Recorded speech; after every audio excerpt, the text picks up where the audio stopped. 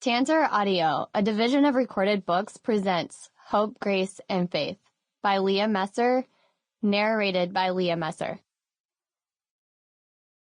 To my daughters, Aliana, Aaliyah, and Adeline. When I was lost, you helped me find my way. You are my reason for everything in life. To Lindsay Riley, Larry Musnick, and my MTV family, thank you for supporting me when I needed it most. To all those who have endured childhood abuse of any kind, you're one decision away from a different life, and I believe in you. God grant me courage and hope for every day, faith to guide me along my way, and grace to accept what life gives me to do. Helen Steiner Rice. Prologue. Waking up from a long nightmare. I keep having the same dream over and over. I'm at the bottom of a deep, dark pool of water. I feel a heavy pressure weighing down on my ribs. I need to breathe, but I know instinctively that I can't give in to the urge to gasp for air. Way above me in the distance, I can see a single ray of light piercing through the blackness. I know I need to swim to the light if I want to breathe again, if I want to see my babies again. I kick my legs and pump my arms with all the strength I have in my body.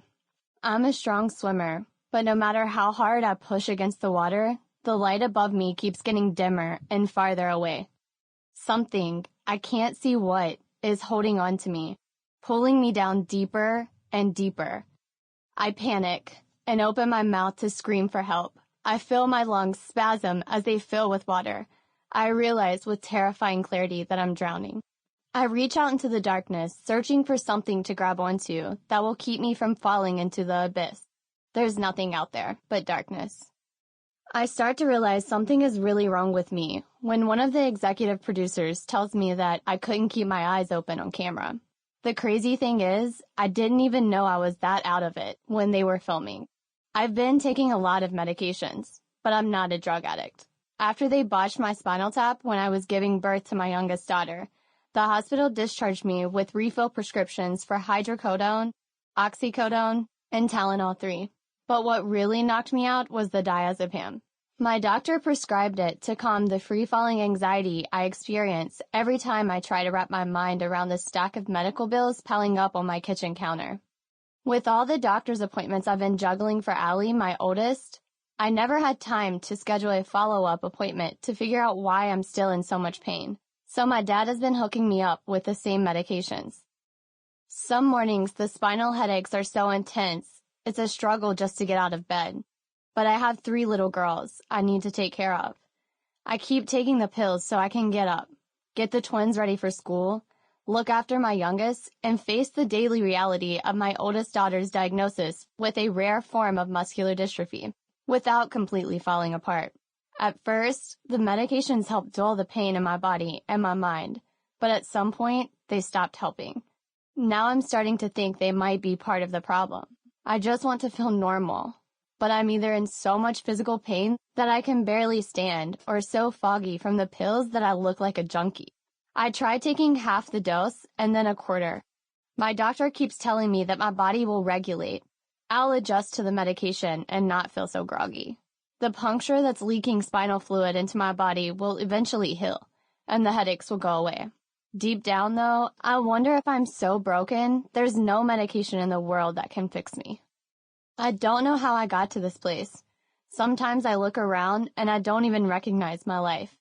It feels like one minute I was a 16-year-old cheerleader with dreams of going to college, and then someone pressed fast forward on my life. Now I'm a 22-year-old single mother of 3 sifting through the wreckage of 2 failed marriages and trying to figure out how I fucked up my life so badly. I've made so many mistakes I've lost count.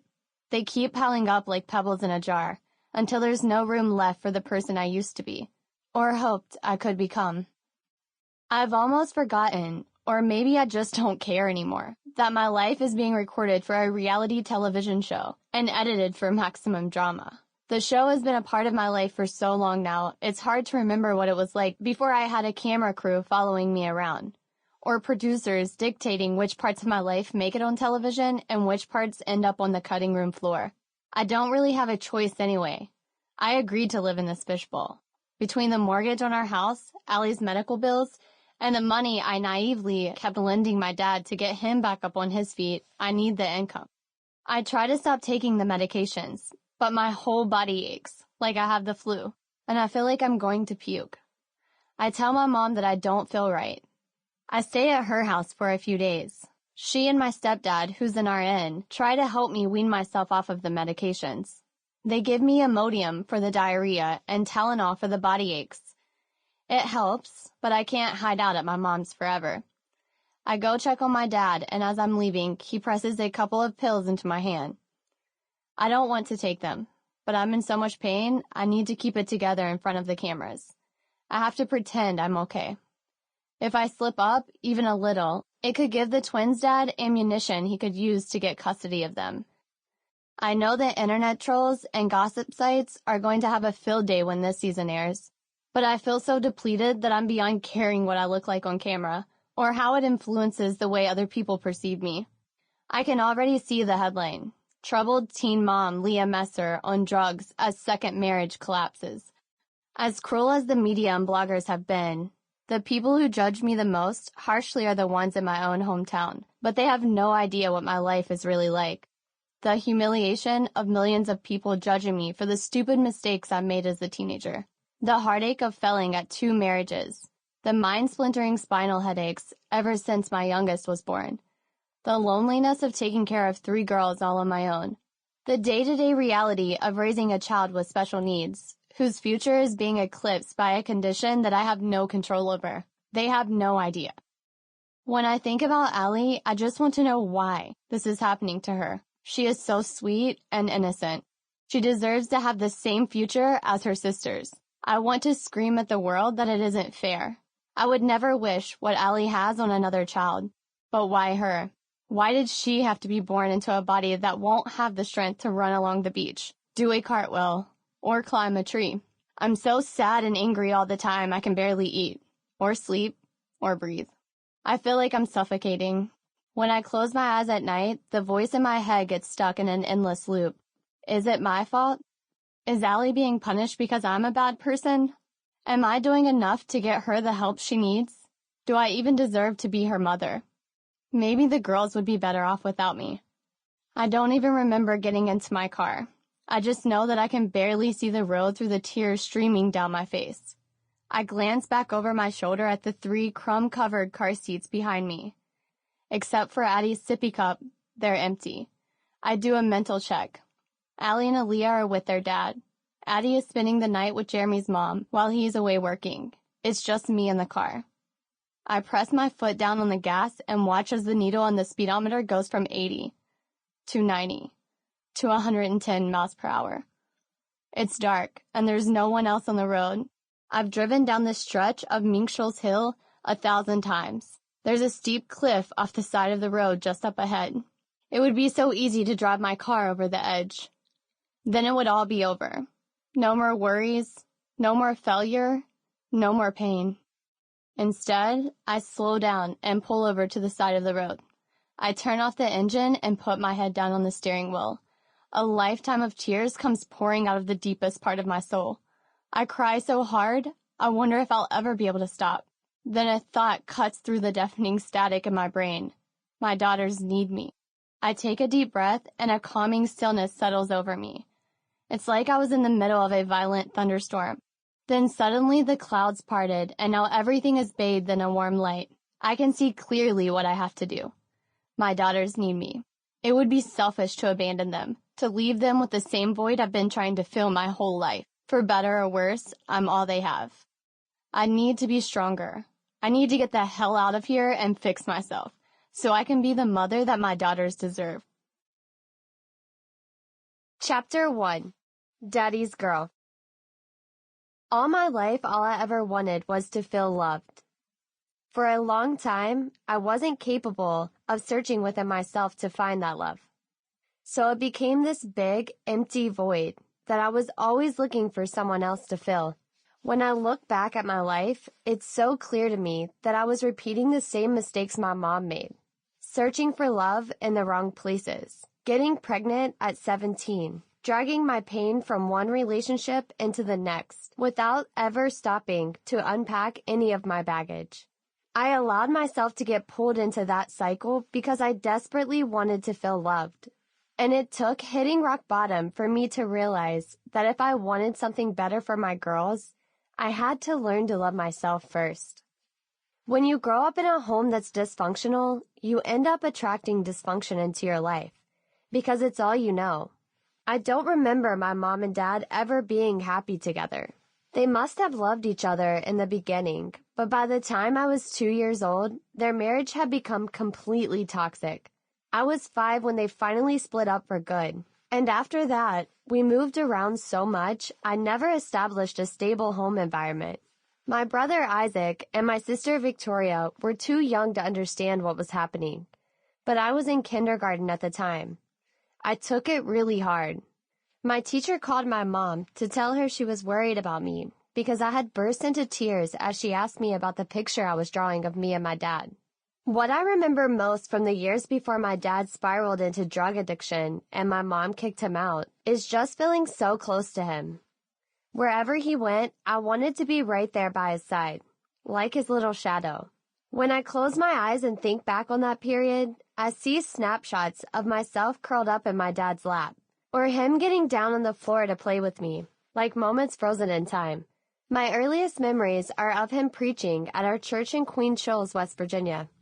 He worked a day job for a government contractor building bridges for the county, but his true calling was as a Baptist preacher. He knew the Bible like the back of his hand, and back then, he was still handsome and full of charm. I remember my mom taking us to watch him preach at an outdoor tent revival in our town one time. I couldn't have been more than 3 or 4 years old, but I have a vivid memory of him coming out onto the makeshift stage, wearing raggedy pants and a shirt that was all torn up.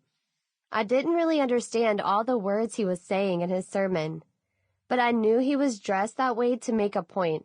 God loves all of his children, no matter what we struggle with or how imperfect we are. I was sitting in the front row next to Victoria, who was barely out of diapers and more interested in fidgeting around in her chair than the wisdom our daddy was preaching on the stage. I turned around in my seat to look back at the crowd of people sitting behind us in rows of metal folding chairs. They were hanging on my dad's every word, praising Jesus and calling out amen. When I turned back around and looked up at my dad, he was smiling down at me. Even dressed in rags, he had a glow about him. He held out his hand, so I hopped off my chair and walked over to him. I can still remember so clearly the feeling of love that washed over me as he pulled me up on stage so I could preach to the congregation right alongside him. That's the last happy memory I have with my dad. According to my mom, he fell in with the wrong crowd, started smoking weed and taking pills. The way my dad tells it, he hurt his back working construction and ended up getting hooked on pain medications. Either way, the end result was the same. He became a junkie who could barely take care of himself, much less his wife and children. I'm not sure my mom has ever gotten over her anger towards him. They met at church when she was 16 and he was 25. She saw him preaching and was totally in awe. Within a year, they were married and I was born. Nobody really thought twice about the age difference or the fact that my mom had a baby at 16. In her family, that was just what you did. Growing up, her mother was more interested in making sure my mom helped her with the housework than how she was doing in school. Going to college or having a career wasn't even a consideration. When you grow up in a really small town like ours, the goal for so many young people, especially for women, is to get married and have kids. You're living on the poverty line and there aren't that many options, so you just follow the family cycle. For my mom, getting married to my dad at 16 was also a way out of her unhappy home life. Her real father left when she was a baby, and her stepdad was a mean drunk who was physically abusive to her and my grandma. They never knew when he was going to snap and become violent. She lost count of how many times their dinner ended up on the floor after he lost his temper and slammed his fist into the table. Or how many nights she cried herself to sleep listening to him and my grandma fighting when he came home late after a night of drinking. It always ended with him throwing my grandma against a wall or shoving her into a dresser.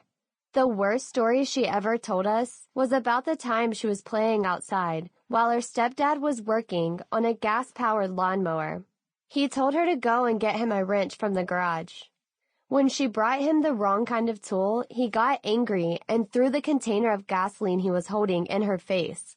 She wanted out of that life, and when my dad came along, he was this handsome, charismatic, older man who seemed like the answers to her prayers.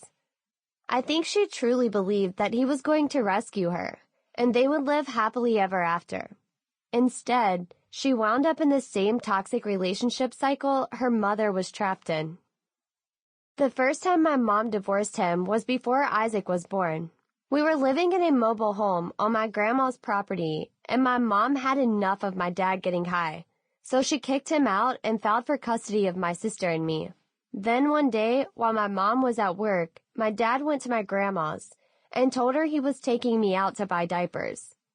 I was barely 2 years old, so I have no memory of it. Apparently, instead of going to the store, he took me down to the courthouse, filed a counterclaim against my mom, and got temporary custody of me. There's a part of me that still wants to believe he loved me so much he couldn't bear to be without me. But the truth is, he was playing a game of tug-of-war with my mom.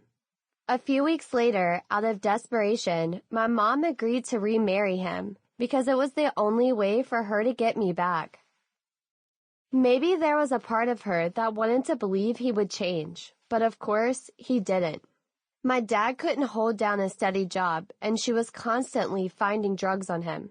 When she found out she was pregnant with his third child, my mom said she just sat on the floor and cried for hours. To make things worse, her doctor told her that the baby would have spina bifida, a birth defect where the spine doesn't form properly, and recommended that she terminate the pregnancy. Even though she didn't want to have another baby with my dad, she told the doctor, "I am not getting rid of my child. God gave me this life, and he is the only one who can take it away." It turned out that the doctor was wrong about Isaac. When he was born, he only weighed 3 pounds. At first, they didn't think he was going to survive. But little by little, he got stronger, and he turned out to be a perfectly healthy baby. Meanwhile, my dad was more interested in getting high than meeting his son. When he finally got it together and brought me to the hospital to see my new baby brother, a bag of weed fell out of his pocket onto the floor right next to my mom's hospital bed. That wasn't even the worst thing he did that week. A few days after my mom and Isaac were released from the hospital, we visited my great-grandmother in Jackson County so she could meet the new baby.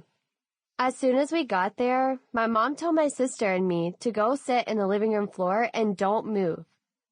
We sat down on the floor in front of my great-grandma's television while the grown-ups sat on the couch chatting and watching the local news.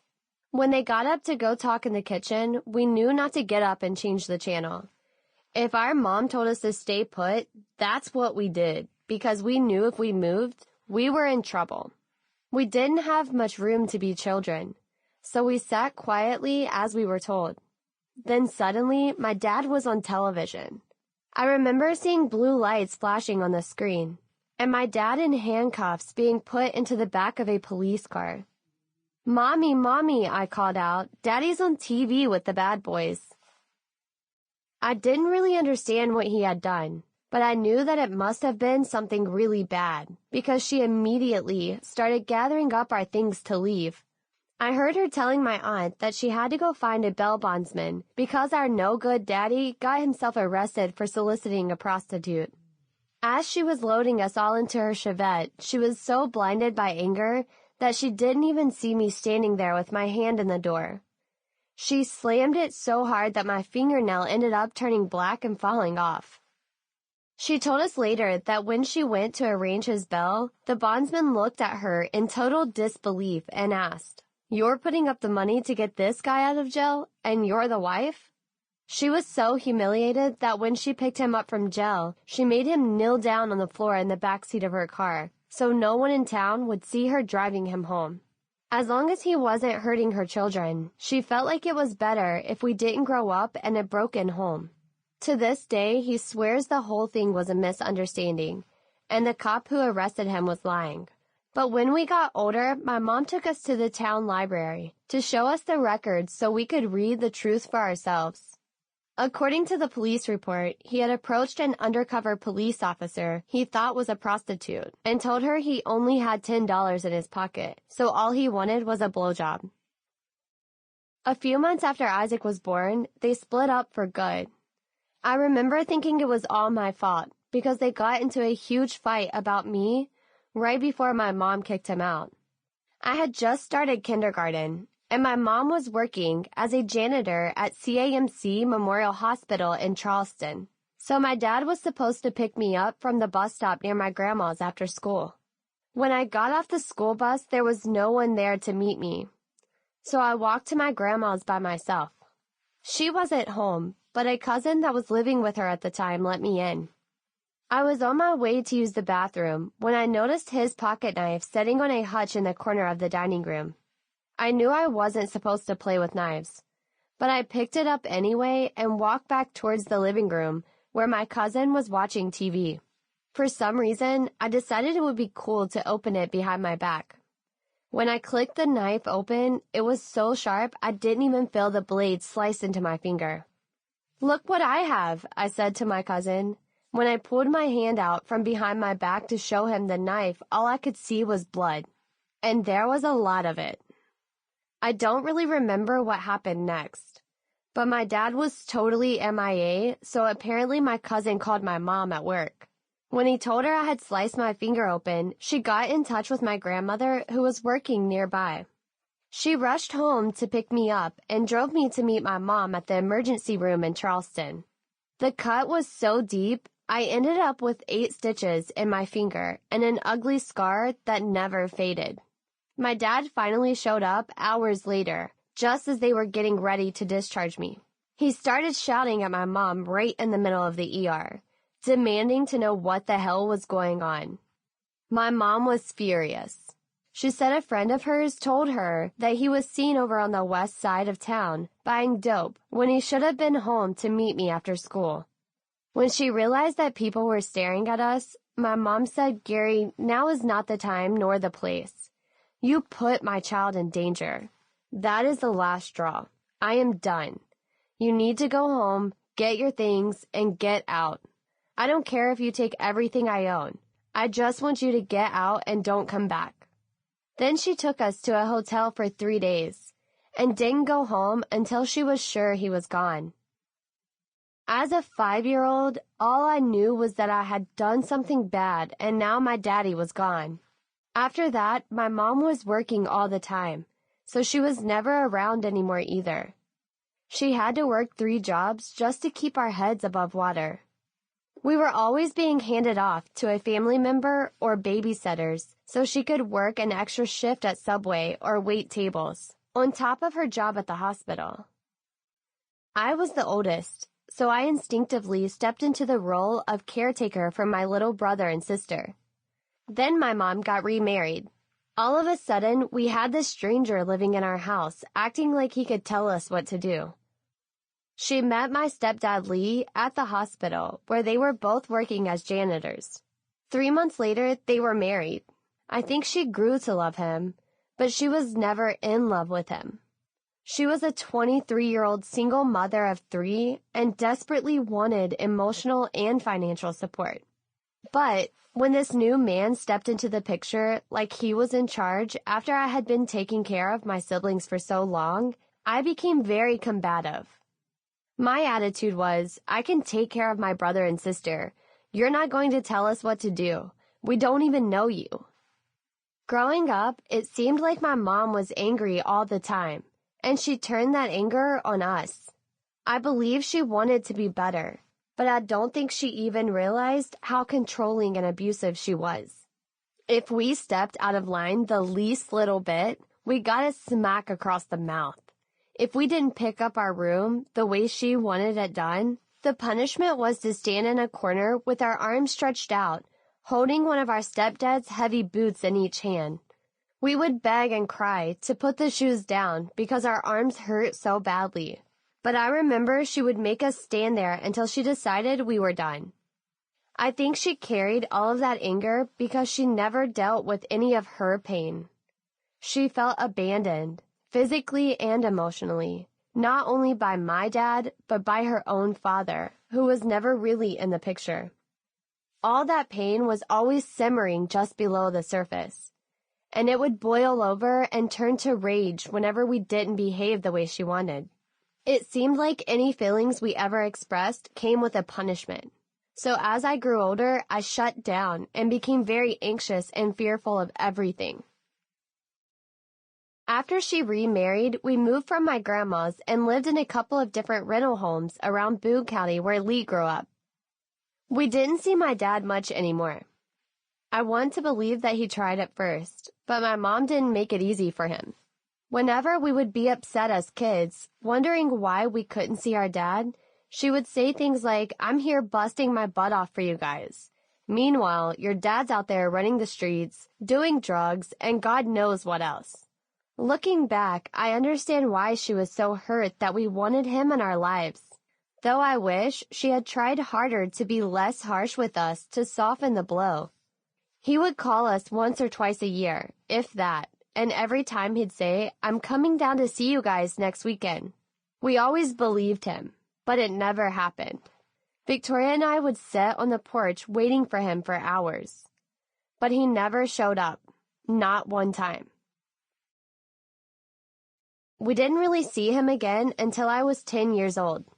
He called out of the blue one day and said he was living down in Mingo County, about 100 miles south, and he wanted us to come and stay with him. My mom didn't want us to have anything to do with our dad, but he still had court-ordered visitation rights, so she didn't have much of a choice.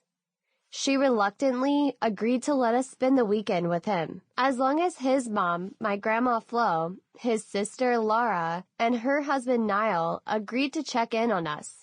I was so excited we might as well have been going on a trip to Disney World. As I packed up my little bag and imagined the fun we were going to have with our daddy, all the hurt and disappointment from the times he never showed over the years just faded away. He swore to my mom he had gotten clean and he was doing better, but of course it was a lie. That weekend was nothing like the happy reunion I had been playing out in my mind. He was living in a rundown trailer just outside of Kermit, a forgotten coal town near the border between West Virginia and Kentucky, which 10 years later would become known as Ground Zero for the opioid epidemic. It was basically just a shack on an isolated stretch of road along Route 52. There was nothing and no one for miles around, except for the massive 18-wheeler coal trucks that came flying past a couple of times an hour. My dad spent most of the first day in the back bedroom with a man in a wheelchair, who I think was his roommate, and some woman we'd never met, while Isaac, Victoria, and I sat on a dirty, beat-up old couch and watched cartoons on a crappy little television. Every so often, random people would stop by, and my dad would come out and talk to them. He looked nothing like the handsome preacher I remembered from when we were little. He'd been in a couple of car wrecks and suffered a stroke a few years earlier, so one side of his face was drooping. His hair was all greasy and he was missing a bunch of his teeth. He had allowed me to bring my little wiener dog, Leo, for the weekend, and we knew he was out of it because he kept calling Leo a cat and made me keep him in the bathtub. The next morning, the woman he had been holing up with in the bedroom went out somewhere. We didn't know if she was his girlfriend, but we didn't like her. She was mean-looking, with stringy bleached yellow hair and acne scars all over her face. After she left, my dad finally came out of the bedroom and said, "If y'all want me to be able to come and pick you up more often, you need to go outside and help me collect as many cans as you can." I mean, what kid doesn't want to spend a Saturday morning picking up trash by the side of the road for their dad?